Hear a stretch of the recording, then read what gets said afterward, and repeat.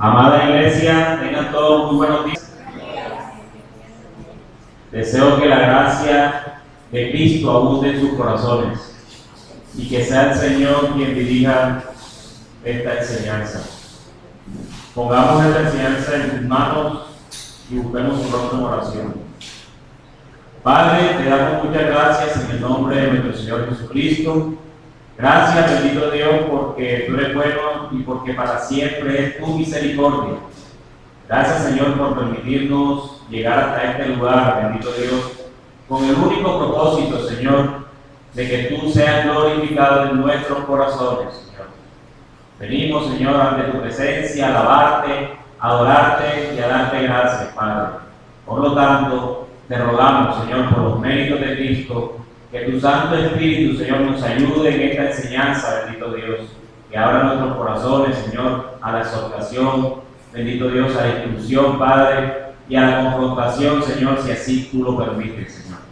Te lo rogamos en el nombre de nuestro Señor Jesucristo, Señor, y también te pido perdón por cualquier cosa, Señor, que este predicador pueda decir, bendito Dios, que no sea perdonado, Señor. Sé que no soy perfecto, sé, Señor, que el único perfecto eres tú, bendito Dios, pero aún te pido que esta palabra, Señor, cumpla el propósito por el cual tú lo has planificado así, Señor.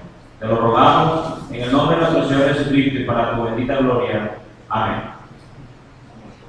Bien, mis hermanos, hoy continuamos con el tema de la membresía que comenzamos, gracias al Señor, el domingo anterior. Y quiero recordar algunas cosas que dijimos el domingo anterior para hacer el empalme con este domingo. Hemos venido estudiando desde el domingo anterior el tema de la membresía.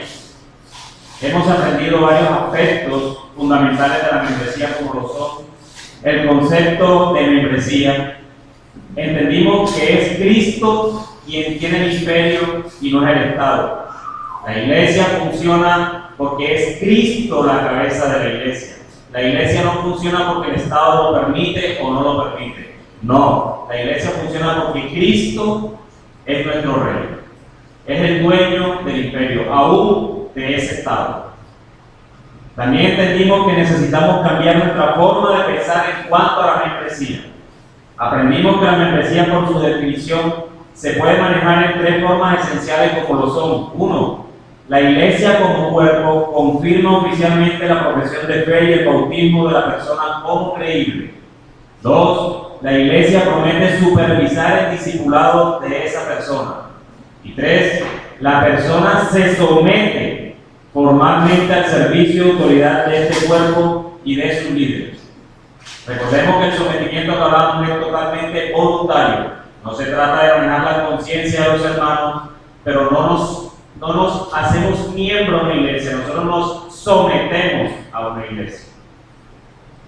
También aprendimos los fundamentos bíblicos de la membresía, repasando todo el primer siglo a través del libro de los Hechos de los Apóstoles. Vimos cómo comenzó en Jerusalén y luego cómo se fue esparciendo por todas las regiones. También aprendimos el fundamento bíblico de la disciplina, que eso solo se puede dar en un contexto de una iglesia local, no en el contexto de la iglesia universal. Porque no es posible que yo pueda disciplinar a un miembro si no es miembro. No es posible que yo pueda incluir a alguien, como lo dice Mateo 18, el 15 al 17, si nunca ha sido incluido en la iglesia. Y yo creo que nuestro Señor Jesucristo, cuando le habla a sus discípulos en este versículo, en estos tres versículos, habla normalmente de que presupone de que simplemente ingresó para luego tomarlo como gentil o publicano. Aprendimos otros principios bíblicos como la pertenencia al cuerpo de Cristo. Cada miembro está unido a todos los demás. También aprendimos ser enseñados por los pastores para que como congregación realicen la obra del ministerio. También el desarrollo de los dones espirituales como representación de la ayuda mutua como miembros.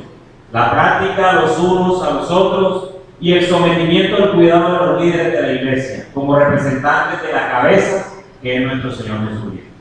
Hoy, todo esto es un resumen de lo que dijimos el domingo anterior. Hoy, si el Señor me lo permite, estaremos estudiando los otros dos encabezados que me propuse establecer desde el domingo anterior, el cual son la importancia de la membresía y el perfil de un miembro. Quiero comenzar este primer encabezado haciendo la siguiente pregunta. Y esta pregunta tiene dos públicos diferentes. Primero, para aquellos que son miembros. ¿Tú crees que le estás dando la importancia que se merece a la membresía? Esa pregunta es para ti, mi hermano. ¿O tú crees que tu vida le da gloria a Dios en el conocimiento y comportamiento delante de la membresía? Y el otro público es aquellos que no son miembros aún, no necesariamente de esta iglesia, o que están en trámite de conseguir una membresía de una iglesia local. ¿Crees que es importante la membresía para ti? ¿O tú también consideras que para tu vida cristiana es trascendental pertenecer a la membresía de una iglesia local? Espero, con la ayuda de Dios, que todos estos interrogantes que a veces pasan por nuestras cabezas y pasó por la mía en algún momento, nos ayude a entenderla a través de esta enseñanza. Entonces comencemos con nuestro primer encabezado, que es la importancia de la membresía. Los cristianos, como lo dije anteriormente, no se unen a las iglesias. Los cristianos se someten a ellas. Esto es lo opuesto del consumismo que impera en nuestra cultura. El mundo del consumo me ofrece la ilusión de una autonomía cuasi divina. Yo como lo que yo quiero, me visto como yo quiero, me corto el pelo como yo quiero, incluso escucho la música que yo quiero, navego en internet a donde yo quiero, incluso me atribuyo la potestad de definir elementos de mi propia identidad, como el género que nuestros antepasados hubieran creído inmutables. A pesar de tanta libertad, porque eso es lo que el mundo le llama libertad, descubro que las fuerzas comerciales han reducido al ser humano a un algoritmo para venderle todo lo que ellos quieren.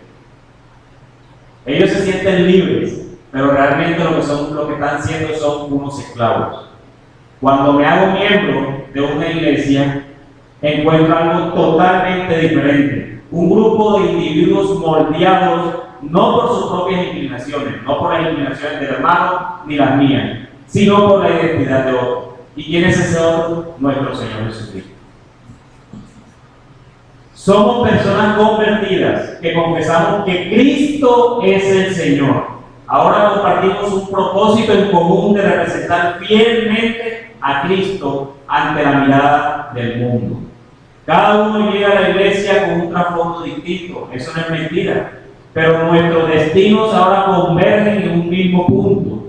Bajo la influencia del Espíritu, la disciplina de la palabra y la ayuda mutua de los hermanos, encontramos que la misma imagen de Cristo se va construyendo en cada uno de nosotros. Lo maravilloso es que este proceso no produce clones. Nuestra identidad se ancla en Cristo sin eliminar la diversidad de nuestros dones. Los bautistas del siglo XVI usaban la figura de un huerto encerrado y protegido para describir a la iglesia, haciendo eco de Cantar de los Cantares. Dibujaban un cuadro de un lugar de deleites, armonía y paz.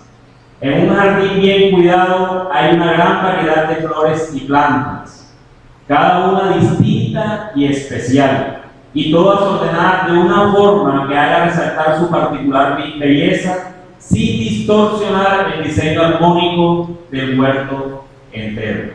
¿Esto de qué nos está hablando, hermanos, de ustedes? De miembros de una iglesia. El Señor ha dado dones, ha traído a la iglesia. Es un misterio cómo nos une y cómo nos amamos unos a otros. Porque ya bien difícil es, muchas veces, amar a una persona que convive con uno. Ahora unos que nunca han convivido y el Señor, por su misericordia, nos trae aquí a todos juntos. Es un misterio cómo nos amamos, pero es en Cristo que nos amamos. Y en Cristo le podemos hacer todas esas cosas. Hacerse miembro de una iglesia bíblica es someterse a la disciplina del jardinero. Bajo su cuidado encontramos nuestra razón de ser y nuestro verdadero potencial florece. Por ahora, esta iglesia local nos puede parecer un huerto pequeñito, Mis hermanos, pero vale recordar que el jardinero es también nuestro rey. Pronto volverá y la creación entera volverá a florecer. Quiero darle algunas razones por las que consideré que la membresía en la iglesia es importante. La primera de ellas es la membresía bíblica. Creo que el domingo anterior quedó claro cuando di los fundamentos bíblicos de la membresía. Jesús estableció la iglesia local y todos los apóstoles desarrollaron su ministerio a través de ella. La vida cristiana en el Nuevo Testamento es la vida de la iglesia. Los cristianos en la actualidad deberían esperar y desear lo mismo, pertenecer a la iglesia local. Segundo lugar, la iglesia son sus miembros. Sí, alguien me puede decir, no, tú estás equivocado porque hay una iglesia invisible. Pero recuerden, hermanos, lo que yo le dije la vez pasada, el domingo anterior.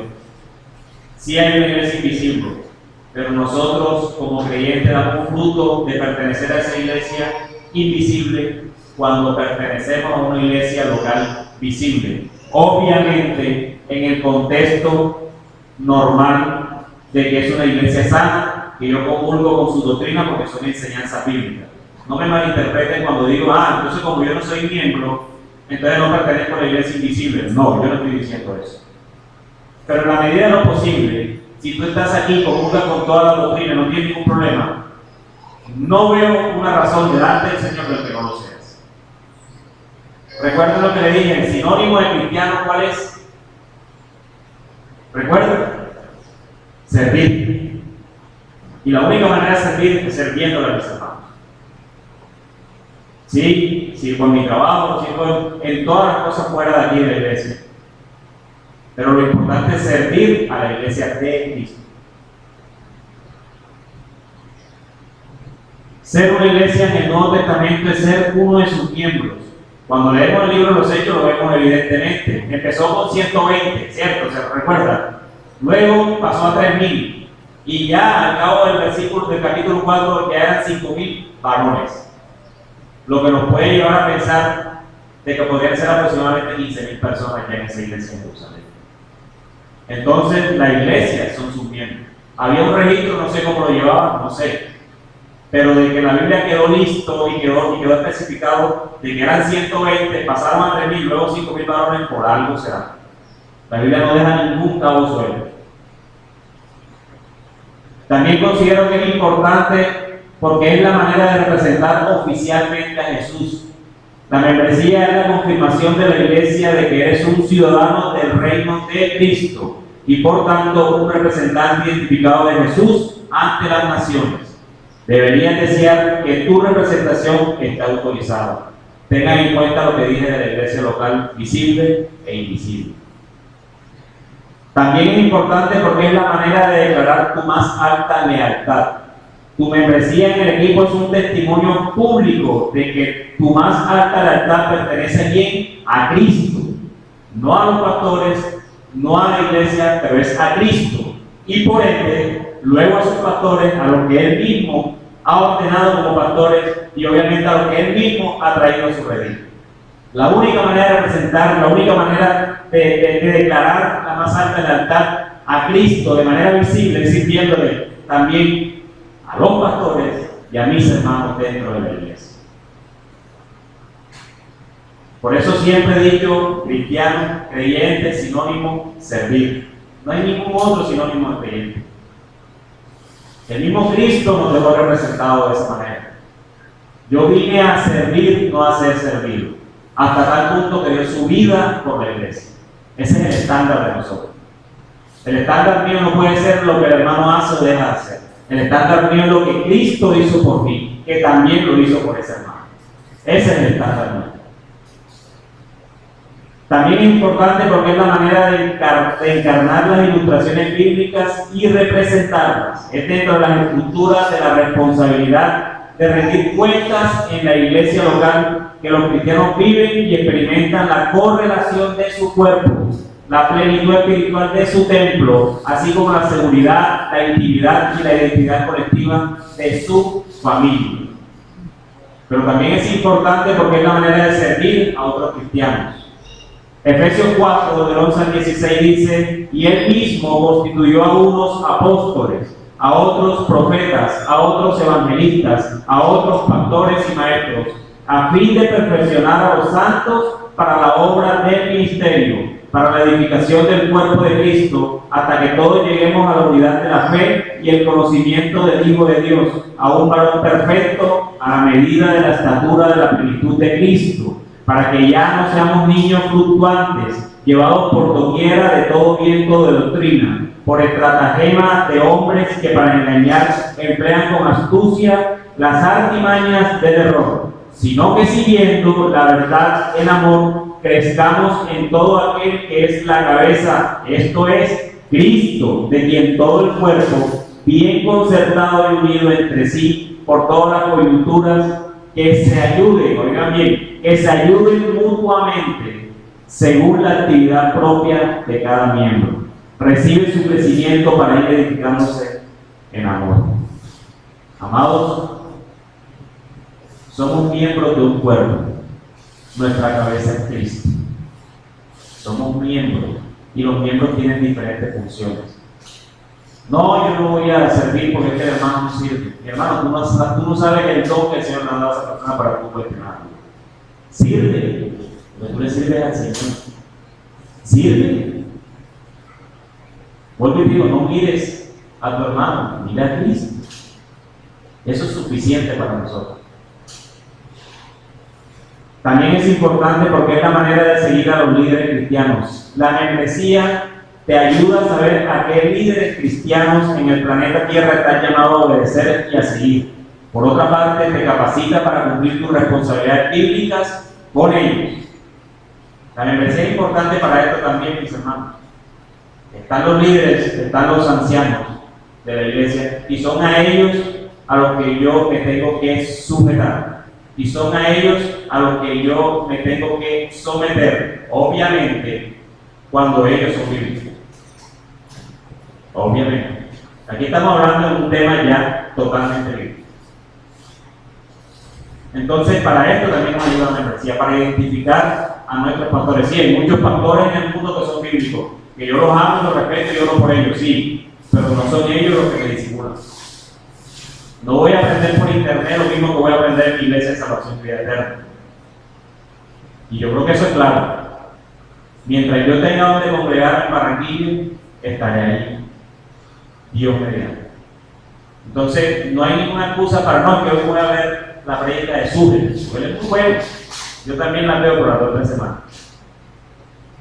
Mientras yo tenga que congregarme, porque tengo que sujetarme a la membresía de la iglesia. Tengo una iglesia donde congregarme. Y tengo unos pastores que se están alimentando para alimentarme. Perdón. También ayuda al liderazgo de los líderes cristianos. La membresía permite a los líderes cristianos saber a qué cristianos en el planeta Tierra se debe apacentar. Entonces, ahora es lo contrario. Los pastores identifican a través de la membresía a quienes deben apacentar. Sí, puede haber muchas personas dentro de la iglesia el cual necesita una consejería, y de seguro los pastores no se van a negar, no siendo miembros. De seguro no se van a negar. Pero por lo que ellos van a responder son por aquellos el cual se sean miembros y que el Señor les traiga cuenta. Entonces ellos lo tienen identificado, ¿por qué? A través de la membresía. Es así. No nos gusta esto. A mí tampoco me gustaba. Pero he sido confrontado con el Señor hace 2 años y decía ser miembro para ser. También posibilita la disciplina eclesial, y yo creo que este punto quedó claro el domingo anterior. Es en el contexto de la iglesia local donde se puede ejercer Mateo 18, del 15 al 17, no hay ningún otro. Es en ese mismo contexto. Si tu hermano pega contra ti, ve donde tu hermano, si no busca un testigo, si no presenta a la iglesia, si no, tenle por gentil y publicano. Ahí están los pasos completicos. ¿A qué iglesia se va a presentar a la invisible? No. Tiene que ser la iglesia donde lo he incluido.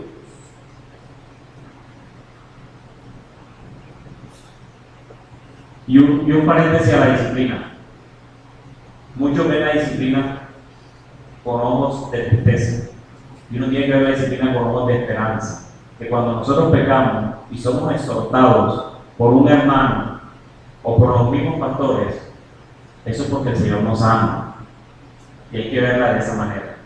Muchas veces queremos ver la disciplina con odio. Y precisamente el objetivo de la disciplina, el primero, es glorificar a Dios. Y el segundo es ayuda para ti, hermano, cuando estás en disciplina. Es restaurar tu corazón nuevamente. Y también la importancia de la membresía da estructura a tu vida cristiana. Coloca la afirmación individual del cristiano de obedecer y seguir a Jesús en una situación real donde la autoridad se ejerce realmente sobre nosotros. Primera Juan 2:19 dice: salieron de nosotros, pero no eran de nosotros, porque si hubiesen sido de nosotros, habrían permanecido con nosotros, pero salieron para que se manifestase que no todos son de nosotros. ¿De dónde salieron? Así es. Pero también protege el testimonio e invita a las naciones. Nosotros estamos aquí y protege nuestro testimonio a través de ¿qué? A través de la confesión de fe que profesamos. Y ya ese tema de confesionalidad, gracias a Dios también se lo di hace unos domingos anteriores. ¿Cierto? Recuerden que al final les decía, la confesionalidad es importantísima y esto nos ayuda a cubrir la membresía. Claro está, sin subir la pared tan alto, se lo dije, que allá afuera no puedan ver. Porque nuestro propósito también es evangelizar. ¿Cierto? Definitivamente debemos considerar que la membresía es importante, no solo para nuestra vida en la iglesia, sino también para nuestra vida fuera de ella, puesto que seremos aconsejados bíblicamente en cada circunstancia de nuestra vida fuera de la iglesia también. La membresía es importante porque nuestra verdadera ciudadanía, la ciudadanía del reino, es la que mostramos. Es Cristo quien tiene el imperio, y es a ese imperio el que representamos imitando a nuestro rey. Hermanos, pero para que la membresía la tengamos en tan alta estima y colocarla en el lugar que se merece, debemos considerar cuál debe ser el perfil de sus miembros, en qué deben priorizar esos miembros, a quién deben glorificar en sus actuaciones, a quién deben imitar estos miembros. Solo allí es cuando le damos la importancia a la membresía de la iglesia local. Y es esto lo que nos conlleva a nuestro segundo encabezado de esta mañana, y es el perfil de un miembro.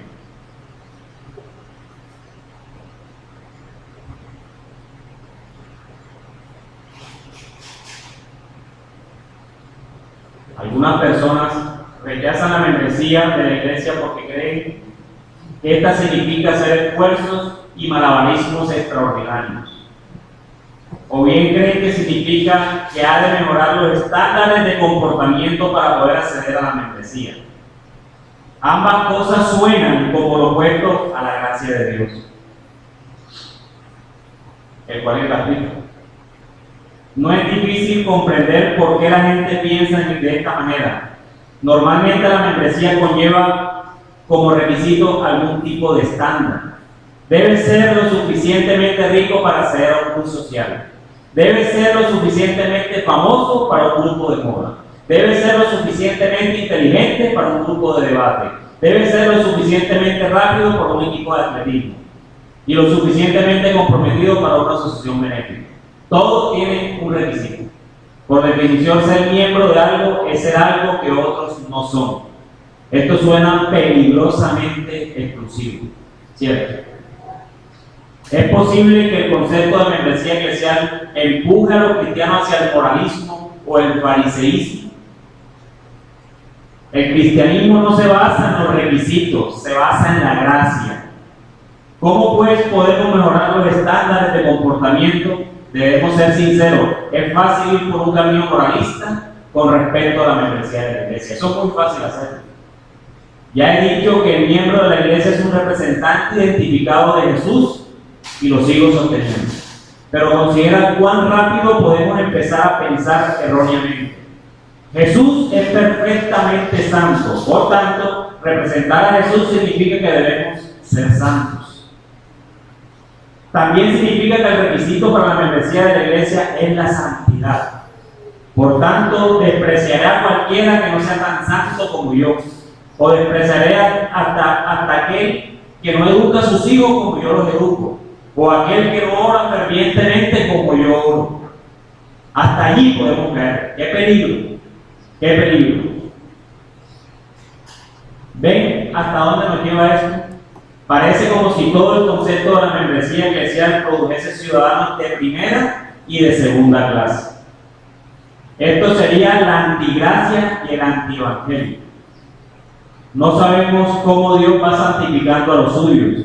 El hecho de que el comportamiento de un miembro es diferente al del otro no quiere decir que uno sea más santo que el otro. Amados, no vengamos con eso. Si hay algo que nos da consuelo cuando tenemos problemas, inconvenientes o desacuerdos con algún miembro, porque eso va a suceder y se lo prometo, pero ¿en qué nos podemos consolar? En que Cristo, aquel que murió en la cruz por ti, también murió por ese hermano. En eso nos consolamos. Entonces, mis hermanos, ¿quién puede ser miembro de la iglesia local? ¿Hay requisitos para ser miembro? ¿Cuál debe ser el perfil para ser miembro de la iglesia? Me gustaría ayudarte a entender cuáles son los aspectos fundamentales para tener el perfil de un miembro. El primero de ellos, fe. He dicho que la membresía eclesial empieza cuando la iglesia local confirma la profesión de fe de la persona, como Jesús en algún momento hizo con Pedro. Para facilitar este proceso, las iglesias utilizan a menudo una declaración de fe para asegurarse de que todos los que participan en la entrevista o en el discipulado dicen y creen las mismas cosas. Por ejemplo, los testigos de Jehová y algunos cristianos liberales confiesan creer en Jesús, ¿sí? Igual que hizo Pedro, pero dirían que Jesús es Dios, pero no dirían que Jesús es Dios. Los testigos de Jehová sí creen en Cristo y dicen sí, él es un gran hombre, un gran profeta, pero él no es Dios. Entonces, ¿de qué Jesús estamos hablando? Una declaración de fe ayuda a aclarar estos conceptos. En la iglesia primitiva, algunos negaron que Jesús fuese completamente humano. Y mira cómo el apóstol Juan exhorta a una iglesia a analizar este asunto. Amados, no creáis a todo espíritu, sino probad los espíritus si son de Dios, porque muchos falsos profetas han salido por el mundo. En esto conocéis el Espíritu de Dios. Todo espíritu que confiesa que Jesucristo ha venido en carne es Dios, y todo espíritu que no confiesa que Jesucristo ha venido en carne no es de Dios. Primera de Juan 4, del 1 al 3. Había profetas que decían, sí, yo también creo en Jesús, soy uno de los tuyos, pero Juan dice, necesitáis probarlos. Puede que no sean de los nuestros. Han pasado 2000 años y la falsa enseñanza no ha hecho otra cosa sino aumentar. Por este motivo, muchas iglesias tienen declaraciones de fe que se refieren a Dios, a las Escrituras, al pecado, a la salvación, a la iglesia de la segunda venida de Cristo. El objetivo de pedir a una persona que confirme una declaración de fe no es para confirmar teólogos. Que quede eso claro. No, aquí no estamos formando teólogos. O tienes tu declaración de fe para ver si tú eres un erudito. No, mis hermanos, no es eso. Sino para confirmar simplemente a cristianos. Observa los requisitos de Jesús. Cualquiera que se humille como este niño, ese es el mayor del reino de los cielos. Y cualquiera que reciba en mi nombre un niño como este, a mí recibe. Mateo 18, del 4 al 5. En otras palabras, las iglesias deben sintonizar sus oídos buscando el quebrantamiento dado por el Espíritu Santo y la humildad ante Dios. ¿Cómo suena un quebrantamiento como este? Suena algo parecido a esto. Sí, soy un gran pecador. Sí, soy culpable de juicio. Pero gloria a Dios, Jesús murió en una cruz por mis pecados, ahora es mi Señor y yo le sigo. Es una confesión de fe sencilla. ¿Cómo suena un corazón humillado como este? Suena como empezar a entender la sana doctrina y como un corazón que confía en lo que la Biblia dice acerca de Dios y de nosotros. Pero no solo la fe basta, hay un segundo requisito o un segundo aspecto: arrepentimiento. El cristiano no comienza solo con la fe, por consiguiente tampoco lo hace la membresía de la iglesia. Ambos comienzan con el arrepentimiento. Jesús predicó: el reino de Dios se ha acercado, arrepentidos y creed en el Evangelio. El arrepentimiento es el fruto del quebrantamiento dado por el Espíritu Santo, como la sana doctrina y la fe. Si quisiéramos mirar algunos requisitos para llegar a ser miembros, creo que una muy buena guía bíblica serían las bienaventuranzas. Busca a aquellos que son pobres en espíritu, que lloran por su pecado, que no tienen derecho, sino que son mansos, que están asqueados del pecado y de todos sus efectos, que tienen hambre y sed de justicia, como si fuese agua viva. Cuando encuentres gente como esta, asegúrate de que saben quién es Jesús, o que sepan quién es Jesús. Asegúrate de que Jesús es el único que llena sus espíritus empobrecidos, el que ha perdonado sus pecados, el que recibe sus vidas y la adoración, aquel cuya justicia de ellos depende de Cristo y están buscando. Cuando encuentres a tales personas, diles que se unan a la iglesia. Fíjate que no es la perfección moral de la persona lo que cualifica para la membresía eclesial. Es justamente lo contrario. Lo que cualifica es el reconocimiento de la falta de perfección, junto con la necesidad de obtenerla. No cualifica a la gente que nunca peca, sino a la gente que lucha contra el pecado. La labor judicial de la iglesia no es confirmar a los justos, sino a los injustos que tienen hambre y sed de justicia. La justicia que solo Dios puede dar en nuestro Señor Jesucristo. Esta sería otra forma de resumirlo. Lo que hace a la gente aceptable para la iglesia no es su propia pureza moral, sino Cristo. No lo que ellos han hecho para salvarse a sí mismos, sino lo que Dios ha hecho para salvarnos a ellos. Y si bien estos dos aspectos que he mencionado, la fe y el arrepentimiento, son don de Dios, el Señor trae sus ovejas a su redil. Pero hay otro, el cual es el bautismo. ¿De verdad necesita la gente sentarse con un anciano en la oficina de la iglesia para tener una entrevista antes de poder unirse a la iglesia? No necesariamente es así. Hay diferentes maneras de asegurarse de que alguien representa a Jesús antes de poner el sello de aprobación de la iglesia en esa persona. ¿Cuál es ese? El bautismo. Obviamente los ancianos de la iglesia no van a bautizar a alguien que no se está discipulando dentro de la iglesia, a alguien que no comulgue con las doctrinas. Lo que es importante que entendamos ahora es que hay un requisito que la iglesia debe pedir a sus miembros, más allá de la salvación, y es el bautismo. Tenemos en la Biblia que el primer paso de la vida cristiana es el bautismo. A través de los hechos de los apóstoles podemos ver claramente esto. La multitud preguntó a Pedro qué tenían que hacer para ser salvos, y él le respondió: arrepentidos y bautícese cada uno de vosotros. Hechos 2:38. Pablo, escribiendo a la iglesia romana, sencillamente asume que todos ellos han sido bautizados. Es lo primero que Jesús manda hacer a sus discípulos cuando hagan discípulos, en Mateo 28. El bautismo, y que quede claro y escuchen con atención, el bautismo no salva a una persona. No, Señor. Pero Jesús quiso que las personas que Él salvara se identificaran públicamente con Él y con su pueblo. Es la manera de reconocer oficialmente a sus ciudadanos. Durante 2000 años, las iglesias también han considerado el bautismo como un prerequisito para la membresía. ¿Dice la Biblia que debes bautizarte antes de unirte a la iglesia? No, pero dice: arrepentidos y bautícese cada uno de vosotros. Si quieres identificarte con el pueblo de Dios y esperas que Él se identifique contigo, necesitas identificarte primeramente con Cristo. Y este es el propósito del bautismo.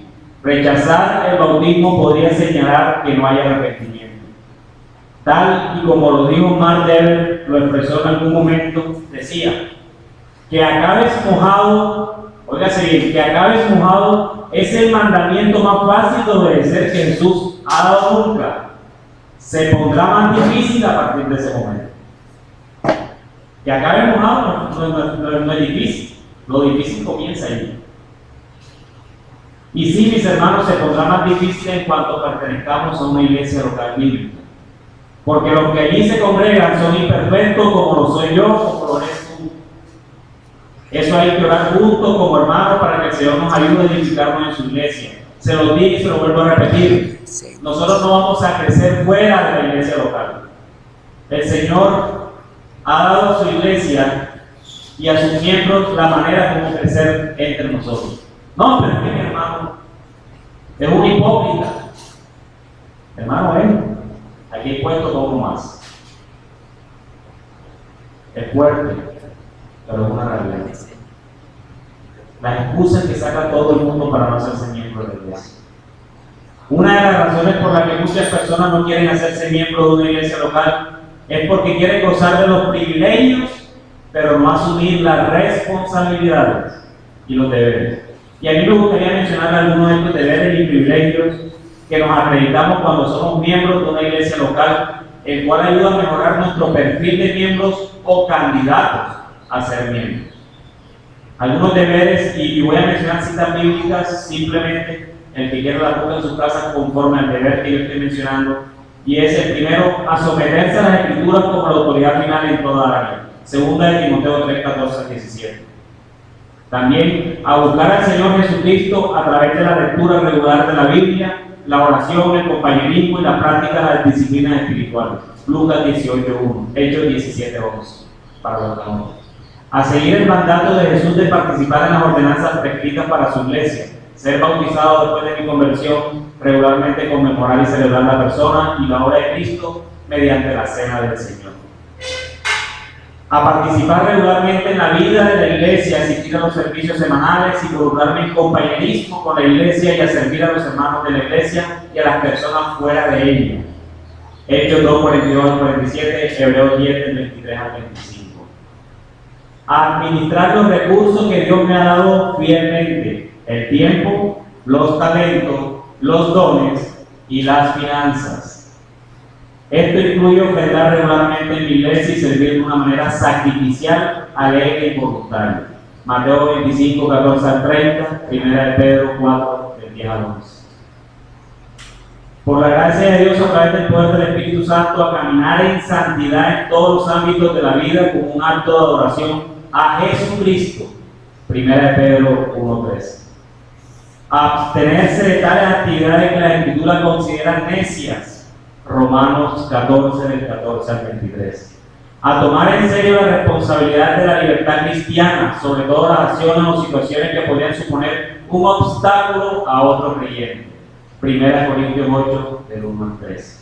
A someterme a la disciplina de Dios a través de su Espíritu Santo. Ya lo conocemos, Mateo 18, del 15 al 17.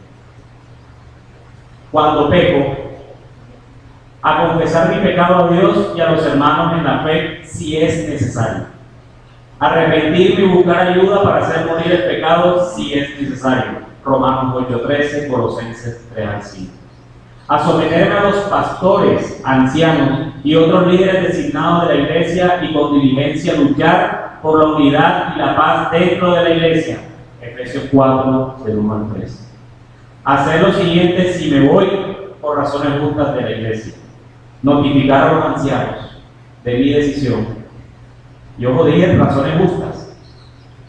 Buscar otra iglesia con la que pueda cumplir con mis responsabilidades como cristiano. Y este tema de irse de la iglesia no es sencillo manejarlo, ¿no?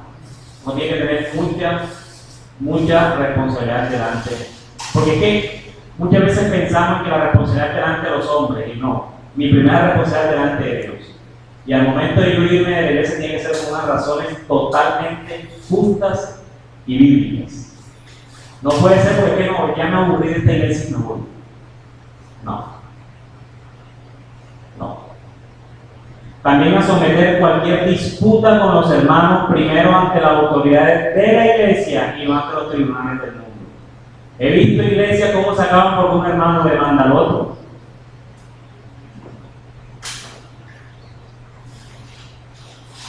Pero no todos son deberes, hermano. También hay privilegios. Participar en la oración comunitaria. Participar con su voto en las decisiones eclesiásticas si así lo requiere. Recibir de pastores ordenados las ordenanzas bíblicas del bautismo y la cena del Señor. Recibir de los pastores de la iglesia consejería bíblica.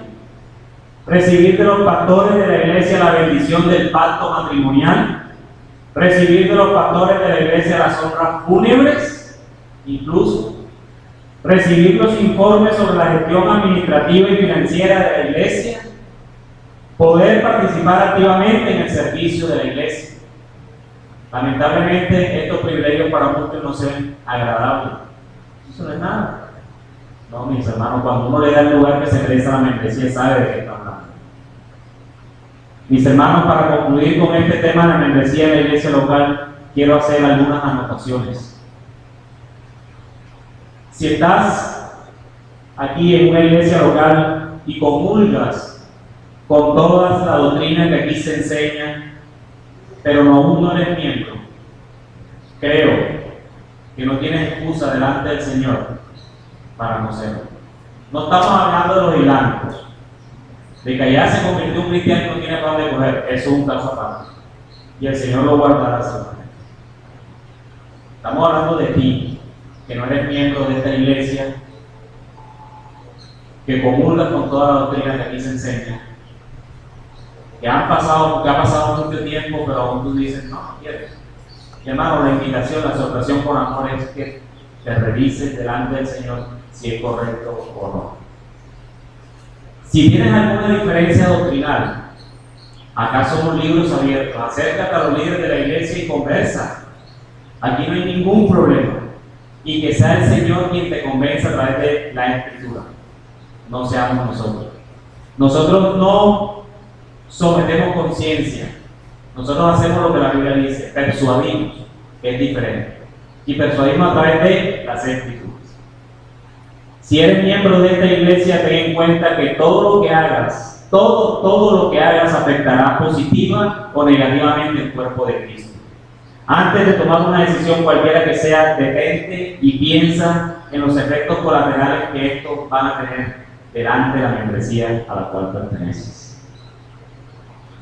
Al igual como enseñé en el tema de confesionalidad, no permitamos que la membresía se vuelva excluyente en cuanto a personas se trata. Se puede volver excluyente en cuanto a enseñanzas, porque para eso está nuestra confesión de fe. Pero que esta exclusión no se lleve almas por delante, que en algún momento determinado el Señor pueda que salga. Como se lo dije, no subamos las paredes tanto que el de afuera no nos pueda ver. Eso es orgullo. Mis hermanos, si alguien tiene algún comentario, alguna pregunta, estoy abierto.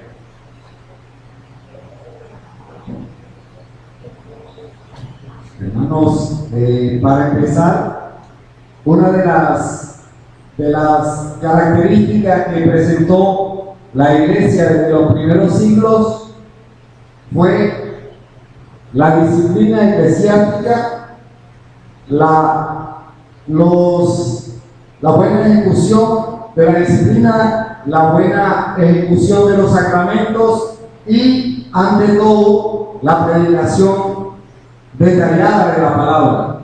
Pero como ha enseñado el hermano, no podríamos ejercer la disciplina eclesiástica sobre personas que no son miembros.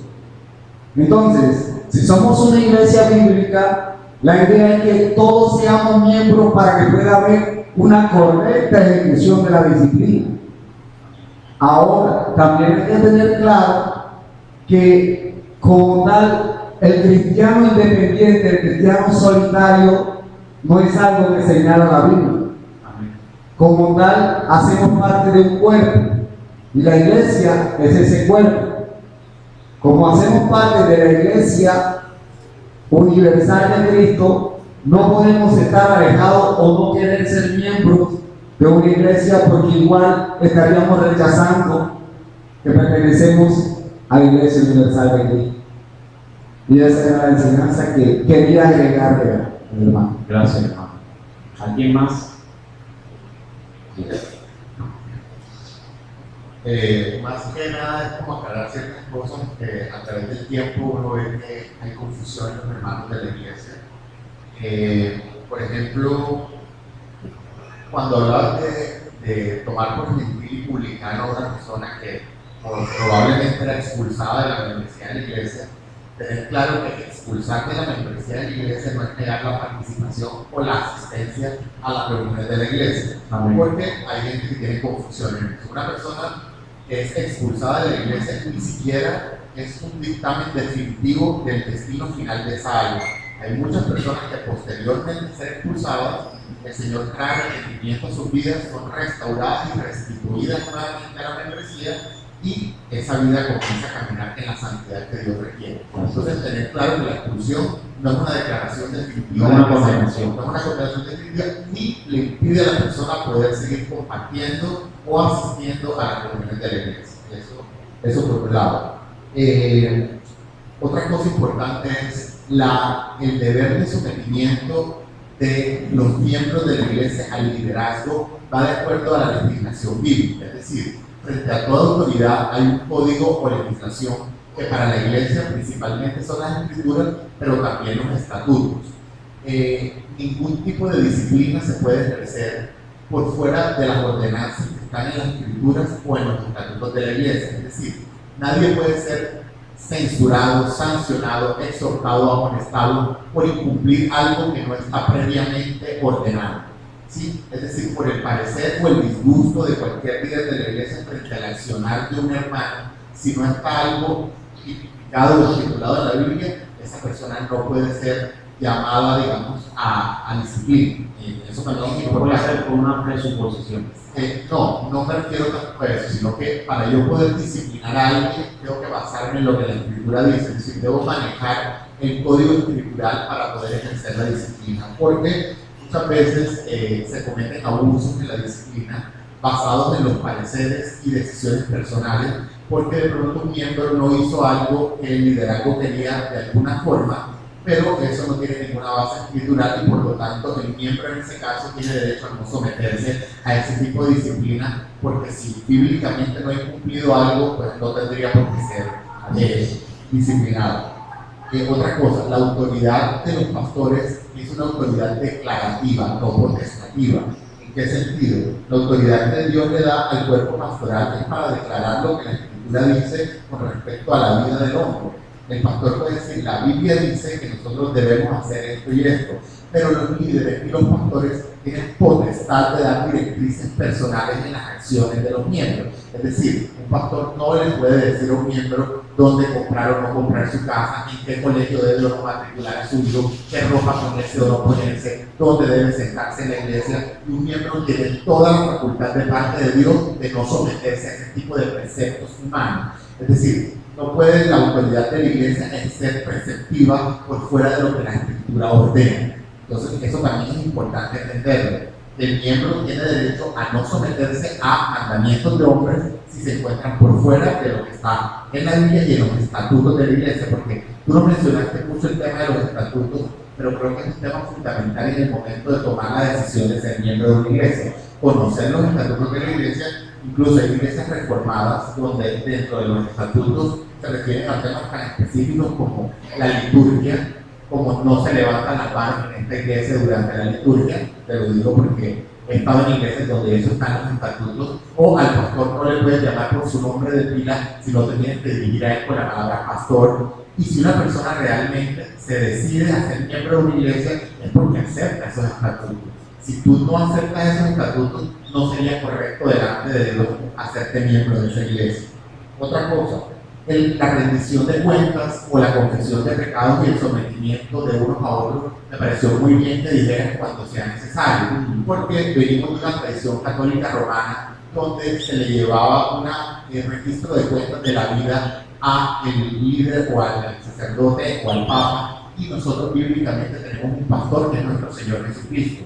Nosotros tenemos principalmente que ser santificados por la obra del Espíritu Santo en nosotros a través de la palabra, a través de nuestra comunión diaria con el Señor, a través de la oración, a través del compañerismo con los hermanos, pero no es correcto llevar una información detallada de todo lo que pasa dentro de la vida personal y dentro de la vida matrimonial y familiar o laboral al pastor para que sea él quien califique o determine si lo estás haciendo bien o mal, porque eso es desconocer el actuar del Espíritu Santo directamente en tu vida. Eso es sacerdocio universal que Dios nos ha dado. Exacto. Entonces, ese tipo de cosas es muy importante porque en muchas iglesias se ve que la membresía sigue más las directrices pastorales que las directrices bíblicas que el Espíritu Santo va formando en la madurez cristiana en cada persona. Yo no tengo por qué ir a contarle al pastor todo lo que hago, ni siquiera es correcto que las autoridades de la iglesia indaguen en la vida personal de los miembros. La Biblia no nos manda eso.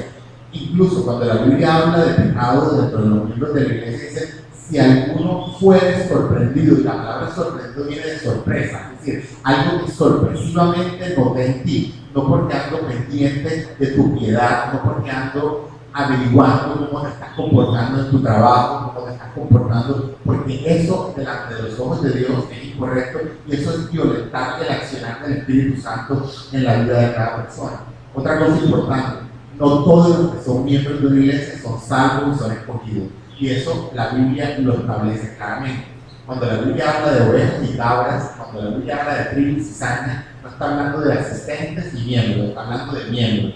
Y no por eso Dios nos da derecho a que seamos nosotros los que marquemos esas diferencias, y no somos nosotros los que tenemos que poner etiquetas, pero sí saber que es posible que hay muchas personas que se hagan miembros no siendo convertidos, e incluso después de ser miembros viene la conversión, que no sería lo ideal, pero la Biblia lo establece también así. Muchas personas creen que la membresía es un título o un grado que obtienes cuando has llegado a cierto lugar, y resulta que apenas es la matrícula de la vida cristiana que vas a comenzar a aprender a vivir. Cuando tú te haces miembro, te estás inscribiendo como si estuvieras inscribiéndote en un colegio para aprender a caminar como creyente. No es un premio que se gana por mérito o por obras, sino una gracia de parte de Dios que se recibe totalmente sin ningún tipo de mérito. Eso también es importante porque hay gente que cree que no puede ser miembro porque no se lo merece, y realmente ninguno se merece ser miembro de una iglesia. No sé,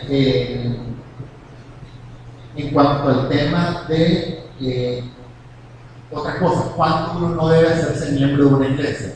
Si yo lastimosamente no tengo una convicción sobre todas las cosas que se establecen en la confesión de fe de la iglesia donde estoy asistiendo, o en los estatutos de la iglesia, pues yo tengo que buscar una iglesia donde yo tenga una convicción similar, o esperar a que Dios me convenza un poco más para de verdad ser mi miembro, porque no es correcto desde el punto de vista bíblico que una persona sea miembro de una iglesia con discrepancias teológicas fundamentales con lo que se cree en esa iglesia. Eso sí, me parece que nosotros sí podemos discrepar en temas de conciencia, en temas de libertad cristiana, pero en temas teológicos fundamentales, como son la salvación, la santificación, la obra de Cristo, etc., no puede haber diferencias porque eso generaría divisiones dentro de la iglesia.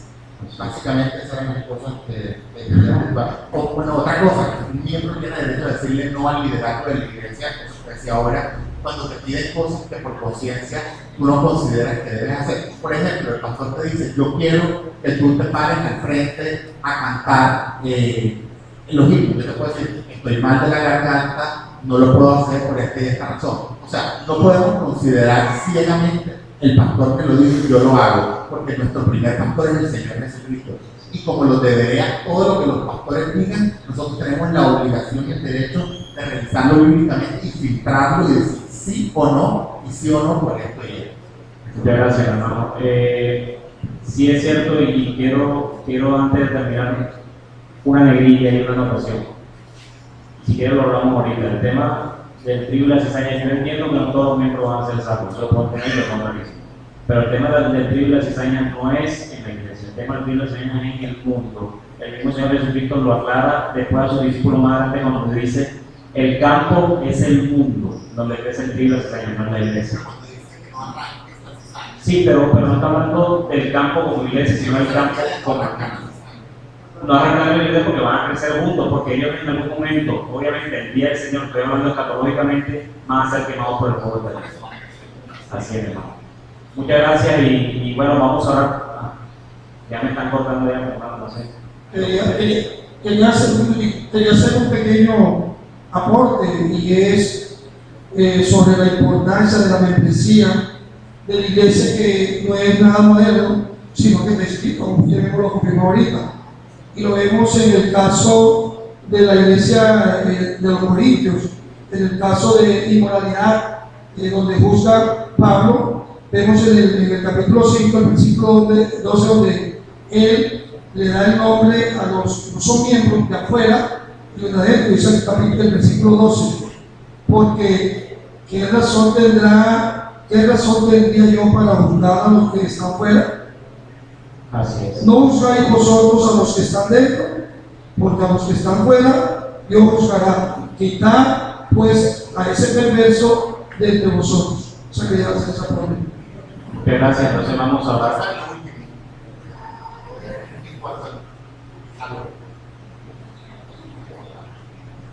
En cuanto al tema de la disciplina, la iglesia tiene la obligación de disciplinar pecados públicos, porque si los disciplinara la iglesia por todos los pecados, todos estaríamos en disciplina, porque todos pecamos a diario en muchas áreas. Los pecados que la iglesia debe disciplinar son los pecados que son visibles familiar, social y eclesiásticamente. Es decir, las luchas personales, individuales que tiene cada quien con diferentes pecados, egoísmo, no sé qué, ¿verdad?, no son sujetas a disciplina por parte de la iglesia. La iglesia no tiene la función de estar mirando la piedad personal, sino la piedad social, comunitaria para disciplinar. Eso es importante porque a ese hermano lo tiene que poner en disciplina porque pelea con la esposa.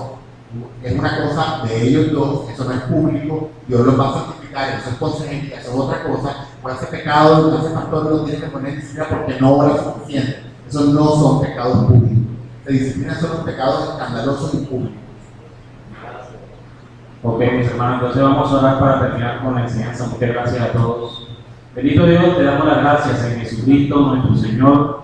Gracias, Padre amado, por tu misericordia, Señor. Gracias por permitirnos estar una vez más compartiendo tu palabra, Señor, compartiendo tus enseñanzas, bendito Dios. Gracias, Padre, y te rogamos por los méritos de Cristo que tú convenzas cada uno de nuestros corazones, Señor, a seguir creyendo en tu palabra, bendito Dios, y poner por obra todos tus mandatos, Señor. En Cristo Jesús oramos. Amén.